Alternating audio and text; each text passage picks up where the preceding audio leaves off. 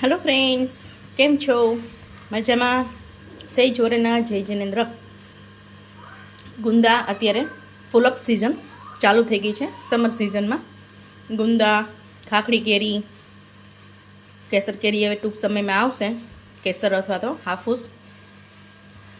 તો આપણે ગુંદા lots of વેરાયટીમાં આપણે પિકલમાં, અથાણામાં, સંભારામાં બનાવી શકતા હોય છે, અલગ અલગ વેરાયટીથી.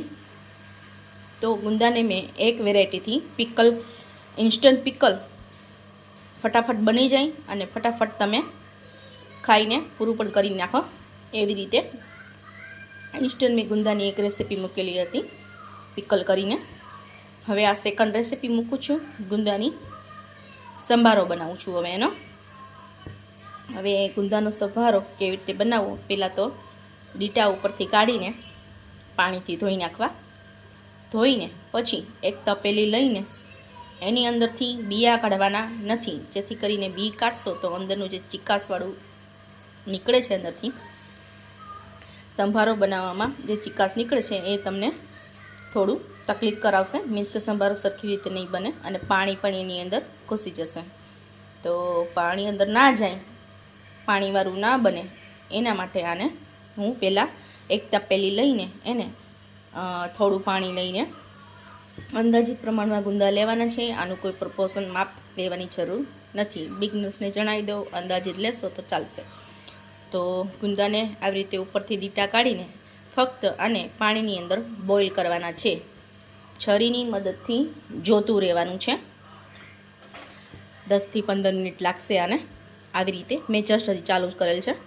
આવી રીતે એને જોતું રહેવાનું છે, દબાવતું રહેવાનું છે.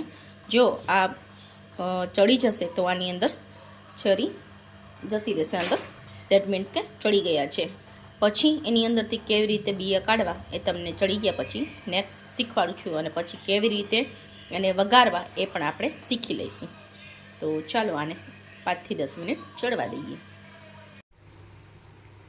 જુઓ, આ રીતે આપણા ગુંદા બફાઈને રેડી છે. હવે એને કાઢવા માટે અંદરથી બિયા કેવી રીતે કાઢવા બતાડું છું. જુઓ, પાછળથી સેજ જરા અમથું આમ પ્રેસ કરશો, જરાક જ અમથું, જો આખું હોય એવું બતાવું છું. પાછળથી સેજ અમથું આટલું પ્રેસ કરશો એટલે આગળથી બીયું તરત નીકળી જશે. બી નીકળી જાય, બને એમ એને બે ફાડા ના થાય, આખા આવી રીતે રીએ તો ટેક્સચર સારું લાગશે. હવે એને આગળની પ્રોસેસ બતાવું છું. વઘારવા માટે શું કરવું એના માટે મસાલો કરી લઈશું. આની ઉપર જ મસાલો કરી લેવાનો છે. આ રીતે 1 ચમચી લાલ મરચું, સ્વાદ પ્રમાણે મીઠું, આવી